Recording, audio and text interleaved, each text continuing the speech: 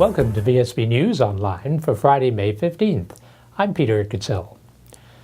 Protesters of the government's plans to redevelop the airport waited in vain throughout the day for the matter to come up for debate in the House of Assembly.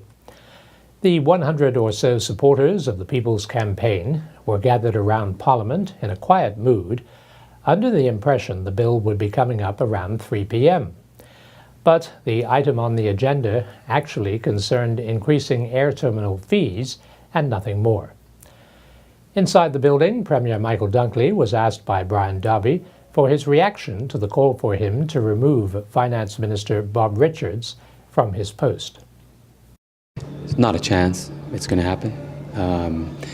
Bob Richards has my full confidence, never any question. Actually, almost fell out of my chair when I heard that call early in this week.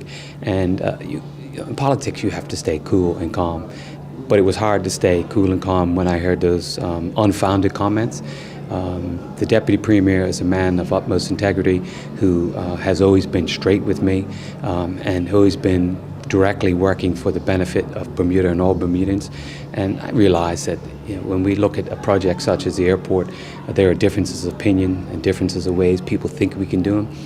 But the minister has been very upfront about where we need to go, that it's not privatization, that it will be to the benefit of Bermudans. We're not selling off Bermuda. And so a lot of that hurtful language that I'm sure was put out on purpose by certain individuals, you have to deal with and move on from there. Brian, I think the people of Bermuda are well aware that we face tremendous challenges in Bermuda, and no decision is easy. Not one decision is easy. And why do I say that? Because of the difficult position all of us in Bermuda find ourselves in, and because of the competing use of the resources we have to get it done. This airport project is a project which is critical for Bermuda going forward as our gateway to the world and as a gateway to Bermuda. And we can't have the airport fall down around us and not do something about it. I have full confidence that we can move forward, and this has been handled in an appropriate way. And we'll continue to answer those questions so the people of Bermuda get a better understanding of a critical project as we go forward. This airport is for Bermuda. It's built with Bermudians in mind, and Bermudians will be helping to build the airport. In an astonishing toing and froing in Parliament this morning, Works Minister Craig Cannonier found himself accused of everything from breaking the PATI rules of confidence to allowing Bermuda stone worth $15,000 to be taken from under his nose. But he stuck by his statement that the stone wall was only good for fill and had a value of $700. This is rubble. Our principal highways engineer had deemed it as rubble, and unfortunately the circumstances to which it was removed, there was a miscommunication between an employee on the site and an individual who was interested in the stone. We've put all of these emails before the audit report, the government audit committee department, and we're moving on from there. Again, it's unfortunate that the circumstances are the way that they are, but no one meant any ill intent. No one meant to break the law here. This was a miscommunication between someone on site who said, well, look, the stone is just going to be used as rubble, and the individual that was interested in it then proceeded based on that conversation to remove it. We had nothing to do with it. We didn't even know. On the Friday evening, there was a request made, and on Monday we sought to deal with the request, and the stone was gone. So we did call the police immediately to get direction on what it is that we needed to do, and we followed that direction to a T. What I have learned from this is that it's important that we all understand the policy and the procedures that are in place to protect us from these things. And unfortunately, those policies and procedures were not well understood, and so they weren't used. You learnt a bit about the PATI investigation on Mr. Walton Brown's behalf from himself, did you not? Yeah, certainly. In his request, he has a question that he says, in the spirit of PATI. He's already putting PATI, in my estimation, in question by asking a parliamentary question in the spirit of PATI. Well, PATI is available for the public to come forward and to ask whatever questions he may wish. I have apologized to him already for making it known that I was aware that he did make a request, so I've gone ahead and made sure that I apologized to him, so I shouldn't have done that. A major change in the way criminal trials are handled is on the way. This as a result of a criminal reform bill tabled in the House today by the Attorney General Trevor Moniz. He shares the importance of the bill. Bermuda needs to enter the 21st century. We've adopted reforms which come largely from the UK. And if people examine this bill, they will see we're trying to speed up the process. We're trying to look at more case management of criminal trials. In Bermuda, we tend to have criminal trials that in some cases go on for over 10 weeks, and they should be much shorter. So what we're trying to do is all the management of the case up front, so that when the trial comes on, the jury is an inconvenience, the witnesses are an inconvenience, and they're much shorter trials. So a trial should be, you shouldn't really see trials that are longer than 4 weeks. So we're trying to get rid of those long trials without any disadvantage to the defendant. So there'll be no cries of justice is being denied. Well, we've canvassed broadly. We've got full support from the judiciary, from the DPP, from the police, and we've canvassed with the bar. The bar are in support of it. They have raised some objections, and where we're able, we have taken those objections on board. That's really quite a major move then, isn't it? It is. I think that the Chief Justice called it the greatest reform of criminal procedure in a lifetime. So it's a major move forward. This is the first part. There'll be another bill coming forward next week. Bank of N.T. Butterfield & Son Limited, the official Bermuda bank of the 2017 America's Cup, played host to the America's Cup trophy in their lobby, inviting the public to stop by and snap a selfie with the oldest trophy in international sport. A host of staff and the general public gathered, waited patiently to get a snap with the trophy that was being heavily guarded. As you will recall, Bermuda was awarded the rights to host the 2017 America's Cup, and it will be staged in the Great Sound. And we'll be back with more news right after this. The Marketplace Food Court is you and your family's one-stop shop. Start your day at the Breakfast Bar with omelets made to order and traditional Bermuda codfish breakfast. The chefs will cook lunch and dinner to your liking. Along with the salad bar, sandwich bar, sushi bar, and fruit bar, the Marketplace Food Court is your kitchen away from home. Every day is hassle-free with nutritious meals from the Marketplace Food Court. Visit us 7 days a week. Homemade cooking, quality service, all at prices you can count on. Faced with another multi-million-dollar bill for conducting a national census, the Bermuda government has decided to put the 2015 census off for a year. And as Premier Michael Dunkley pointed out to Parliament today, since the 2010 census was late in coming out in 2011, continuity will be maintained if one is carried out next year. The census is very important information we always like to get, but it comes at a significant cost. And as we did reviewing how we could use the finances we have available and get the information we need, we thought it would be appropriate to push back the census another year. And so as I tabled the amendment today, I wanted to be clear that the House and people of Bermuda understood why we're doing it. I feel comfortable with the information I received from the Statistics Department that any information we need in the interim for planning currently or forward planning we can get, and I feel comfortable that we can use this extra year that we have to make sure that we conduct a census next time in the best and most cost-efficient way using the latest technology to get all the information we need. One last thing I will say about the census, Brian, is that in 2010 when we did the census, I think the people of Bermuda will recall that it actually finished sometime in 2011, I believe, because of some challenges we had, which I think most people are well aware of. So we know that at times the census can be pushed back and there can be some issues dealing with it. I want to make sure we get it right. I want to make sure we get the best information, and I want to make sure that we're financially responsible in everything we do, and I think this approach is a good one. In other jurisdictions, they have the latitude, and so this amendment today gives us the same latitude as in other jurisdictions, such as Great Britain. Tourism Minister Sean Crockwell has chosen the last two members to sit on the island's first gaming commission. They are former senior civil servant Judith Hall-Bean and Canadian money laundering expert Derek Graham. They will join Chairman Alan Dunch and members Gary Medeiros and Dennis Tucker. Minister Crockwell updated the House of Assembly on where gaming stands.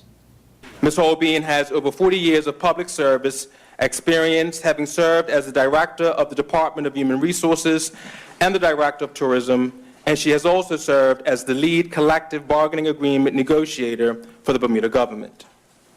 Mr. Derek Ram is an overseas appointment, and Mr. Ram currently serves as the Director of Anti-Money Laundering Programs for the Ontario Lottery and Gaming Corporation, and is responsible for the oversight of anti-money laundering compliance at 24 casinos.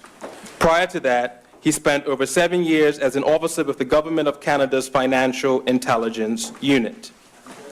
Mr. Speaker, over the course of the past few months, Commission members have been steadily acclimatizing themselves with the full scope of their duties and responsibilities as members of the Gaming Commission. This process has involved their participation in training and various meetings with gaming, administrative, and regulatory officials and officers in other jurisdictions. Again, the meetings were extremely beneficial as Commission members got to hear firsthand from experienced regulators and legislators some of the issues and challenges that will potentially arise once casinos are operating in Bermuda, and learn from these regulators what steps can take in advance to address the potential issues. Some of their comments and recommendations will be considered and factored into our domestic regulatory process. Mr. Speaker, on Monday of this week, May 11th, I and Commission members visited and toured a gaming facility in Florida that utilizes a central network gaming system to gain an understanding of the technology, its inherent benefits, its suitability and compatibleness for use with the Bermuda Integrated Resort model. Bermuda's feat in surviving 2 hurricanes in a week last October drew over 1,000 delegates to the Governor of Florida's conference this week, dealing with the way communities handle natural and man-made disasters. Premier Michael Dunkley took great pleasure in explaining how the people of Bermuda rose to the occasion. I thought it was a very beneficial trip to the Florida Governor's Hurricane Conference. I was delighted to have the opportunity to be invited to give one of the keynote speeches. Had some time to talk with the Governor of Florida, Rick Scott, who a lot of his mandate follows the same line as ours as the economy and job creation. I listened to his introductory remarks, opportunity to speak to Dr. Rick Knabb from the National Hurricane Center, and continue to develop the close relationship we have. They rely on us and we rely on them, and hear about some of the new reporting information will come out this year. And then in my keynote address, I talked about the resilience and the recovery and the readiness of Bermuda, and I took the opportunity to share what we do, because obviously, Brian, as you know, in Florida and other places, when they have hurricane challenges, they can evacuate. We do it a different way. We can't. And so I just gave an overview of why we are like that in Bermuda, what we do, how we got ready. And during my remarks, I used that opportunity to put slides on the big screens behind me to show the preparation as we went through, the recovery as we went through, and a couple of lighter touch slides as well. And at the end, we ran the 4 or 5 minute BTA video clip on how resilient we are as Bermudans, with vignettes in there. So it was well received. Had a lot of questions afterwards about how we did this, why we did this. I explained in detail the EMO, and then of course the media was there. And so I spent a lot of time with the media talking about what we do in Bermuda and spreading the message about Bermuda as an iconic vacation destination and as an insurance hub, and why we get there. So I was delighted to have the opportunity, maximize the time as much as we could, and now I'm back in the house today taking care of the people's business again. And now we turn to Earl Baisden with the latest from the sports desk. The Bermuda Football Association, in partnership with FIFA, has offered a women's coaching course. The course, taking place at Cedar Bridge and the BFA Field, has seen some of Bermuda's top coaches in attendance, as well as national team players. The objective of the course run by FIFA instructor Miriam Hickey, was to enhance the knowledge of those who coach girls and women in the sport of football. It's a lot about structure. How do you see the game of football? How do you analyze it? And how do you then come to football training sessions that make sense, that will raise the level of the players immediately? So hopefully they got some more structure in how to look at the game. Football is the #1 sport in the world for women. There's 29 million playing. It is the fastest growing sport as well, and I hope that a lot of young girls will come out Saturday, play it in this grassroots festival, and love it as much as I did when I was their age. And hopefully there's only right now just over 300 girls playing, and hopefully within a couple of years that will double. The ever-popular series of Argo Re Super Sprint Series began at Clearwater Beach last evening with Tucker Murphy winning the opening race of the season that covered a 200-meter swim, 8K bike, and 2K run with a time of 23:59. Mac Thompson finished in second, pushing Murphy hard all the way until he was losing ground on the run. He clocked a time of 24:44, and a new face on the block in the triathlon field, Chris Hans, grabbed third place with a time of 26:08. The leading lady was Laura Hope, coming home in 8th place overall in a time of 31:14. Liz Stewart was the second female finisher and 9th overall in a time of 31:33.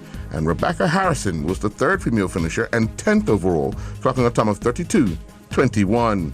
The 2015 World Distributors Bermuda Tire Charity Squash Tournament got underway at the Bermuda Squash Rackets Association Club last evening. In the men's C Division first round, Bruce Robinson defeated Charlie Riker in 5 games, 8-11, 11-9, 11-6, 11-13, 11-6. 2 other matches needed 4 games to decide a winner. John Ashington defeated Ricky Spence 11-7, 11-9, 6-11, 14-12, and Taylor Carrick defeated Kyle Thompson 11-5, 11-5, 4-11, 11-2. In the ladies' first round division, Haley Quigg got by Leanne Carrick 11-9, 9-11, 11-3, 12-10, and Morgan Lipon defeated Subhan Rose 11-8, 8-11, 11-5, 11-love. The Bermuda Netball Association Summer League season continued with a triple header at Bernard Park last evening, where a total of 146 goals were scored. Bismail Richardson scored 19 goals to lead the BUT Teachers to a 26-25 win over Squad 1. Cameron Smith added 6 goals, while Donette Adams scored 1. Inchene Smith scored 16 goals for the Squad 1, while Amali Smith added 9 goals. BAC defeated PHC Lady Zebras 33-24. Kirsten Salter scored 18 goals for BAC, while Nikita Hunt added 12 goals and Deborah Salter scored 3 times. The PHC Lady Zebras got 11 goals from Jennifer Simmons and 7 goals from Vernica Simons, 5 goals from Tiara Lynn Simmons. The final game of the night saw Squad 2 defeat BPSU 26-14. Amaya Butterfield scored 11 goals for Squad 2, while Kimala Nazir added 8 goals. Maya Sanders scored 4 times, and Jadeza Swan scored 3 times. Jamaica Tolbert scored 8 goals for BPSU, while Jatura Trott added 6 goals. The Bermuda Gymnastics Association announced its 2015 Island Games team. A squad of 14 are as follows, and the senior women's team include Tabitha Hoffines, Gabby Vincent, Sydney Mason, Zante Dill, Danielle Wall, and Gianna Webb. The junior women's team consists of Anna Francoeur, Shantae Wilson, Jazari Tolbert, and Tiaje Williams. The junior men's team consists of Taj Lowry, Max Blakeney, Jaden Malpas, and Nian Outerbridge. Patrick Nisbet continued his preparation for the upcoming Pan American Games in Toronto, competing in the La Tour International Horse Jumping event in France. Competing in the CSI 1.30 meter table A class, Nisbet, Riding, and Kenta finished 14th. The pair clocked a time of 75.23, but they had 4 penalty fault points. During the Derby 1.40 meter class, Nisbet and Quick Caparo Z finished 19th. The pair clocked a time of 151.43, but they also had 24 penalty fault points. Nisbet and Da Vinci finished 34th, competing in the 1.35 meter table A class, clocking a time of 83.64, and they had 8 penalty fault points. Cheyenne Smith set a season best and a personal best during the Salon de Provence track meet in France. Smith, representing Montpelier Track and Field Club, had a season best in the 400-meter hurdles, clocking a time of 1 minute, 0.9. She also had a personal best as a member of the 4x400 meter relay team that finished with a time of 3:47.49. Mitchell Campbell and his Skidmore men's college teammates shot an opening round 3:13 to land in tied for 30th place at the NCAA Division III Championships being held at the Grandover Resort. Campbell is tied for 187th after shooting an opening round 84. I'm Earl Baisden reporting for VSB Sports.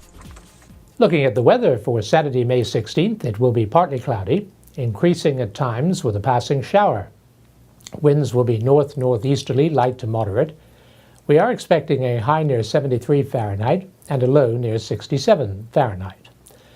This weather forecast is the courtesy of the Bermuda Weather Service. Thanks for watching VSB News Online for Friday, May 15th. I'm Peter Kitzel.